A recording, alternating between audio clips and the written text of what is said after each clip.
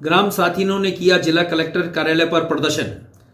ग्राम साथिनों ने मानदेय बढ़ाने की रखी मांग।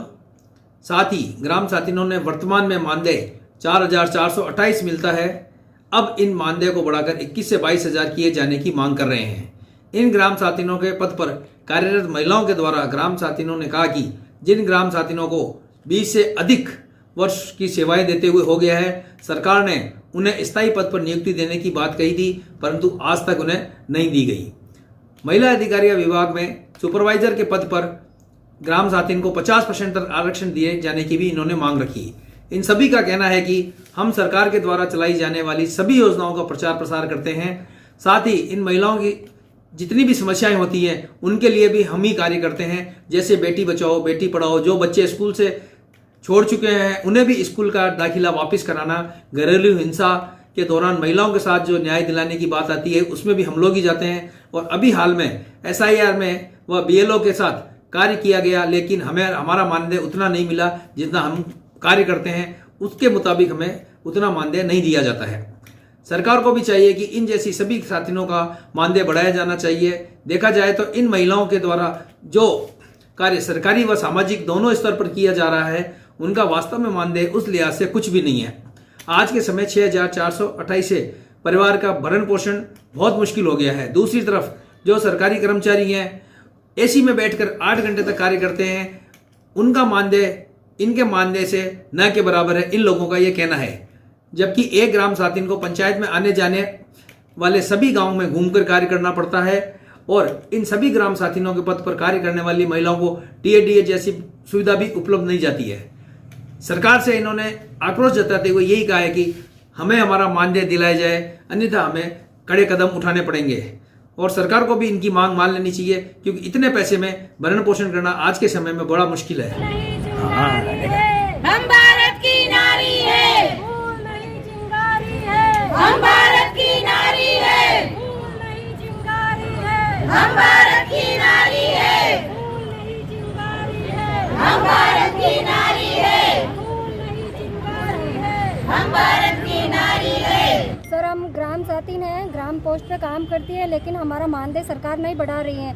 हमें मात्र 6,428 रुपये मिल रहे हैं, इसमें हमारा गुजारा भत्ता नहीं चल रहा है। कई साथिन ऐसी है जो 30 साल से काम करती आ रही है, उनको ना परमानेंट कर रहे हैं सर, और कोई सरकार इनके लिए कोई योजना नहीं बना रही है।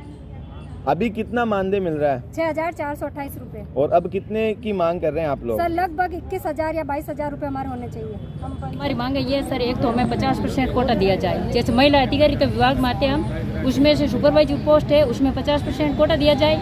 एक हमारा मानदेय बढ़ाया जाए।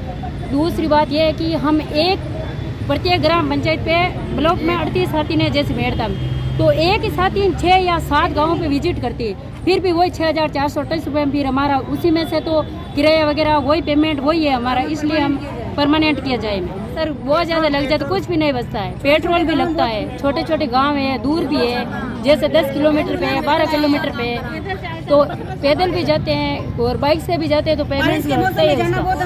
और बारिश के मौसम में जाते हैं और जाना पड़ता है हमको। और प्रत्येक आंगनबाड़ी पे विजिट करते हैं, और प्रत्येक गांव में हम घूम घूम के जो ड्रॉप आउट लड़के हैं उनको वापस स्कूल से जुड़वाना, महिला प्रति हिंसा हो रही है, उनके खिलाफ क्या करवाना है, मामला दर्ज किसी के, बेटी बचाओ बेटी पढ़ाओ जैसे लाडू प्रोत्साहन योजना, उन सब का हम लाभ दिलवाते हैं, लेकिन हमको नहीं मिल रहा है।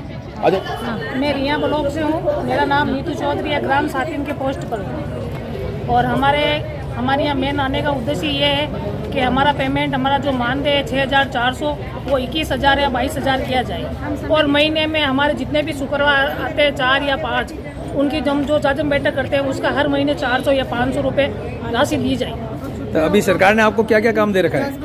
काम तो बहुत दे रखा है। बताओ तो। जनगणना के अंदर जाते हैं, अभी BLO के साथ गए थे, पोलियो के अंदर जाते हैं, और टीकाकरण में भी जाते हैं, शिक्षा सेतु, ओपन बोर्ड 10वीं वो भी फार्म भरवाते हैं, और एक पंचायत पर 5 गांव की विजिट करते हैं।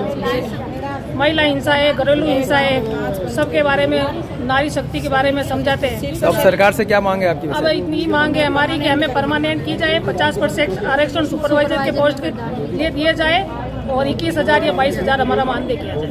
क्या नाम है आपका? नीतू चौधरी। कहाँ से? रिया ब्लॉक को लेके आए हो?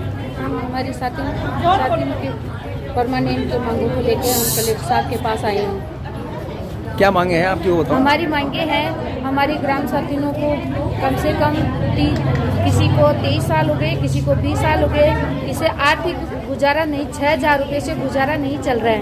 इसलिए हमारी ग्राम साथियों को परमानेंट के लिए परमानेंट किया जाए और हमारी 5 लाख की ग्रेजुएटी लागू की जाए और 50% का कोटा महिला सुपरवाइजर का हमारी साथी बहनों को भी दिया जाए। और ख़ास तौर पर हमारी ये मांग है सबसे कि हमारी 21,000 रुपये हमारा पेमेंट होना चाहिए और हमारी ग्राम साथियों को परमानेंट किया जाए। तो अभी सरकार आपसे क्या क्या काम ले रही है? हमारे से बहुत से काम ले रही है, जैसे हमारे से जायजा मीटिंग ले रहे हैं, जायजा मीटिंग के कोई पैसे नहीं है। और जो ये हमारा जो ये मोबाइल के वो उड़ान योजना के हैं, वो भी हमारे पैसा भुगतान नहीं हो रहा है समय पे। और हमारे से जो काम बहुत से ज़्यादा ले रहे हैं, उस काम को देखते हुए हमारे 6,000 रुपये मायने नहीं रखते हैं, जीरो के समान है हमारा मानदेय। हम आज जिला कलेक्टर महोदय, जिला कलेक्टर जी को ज्ञापन देना है।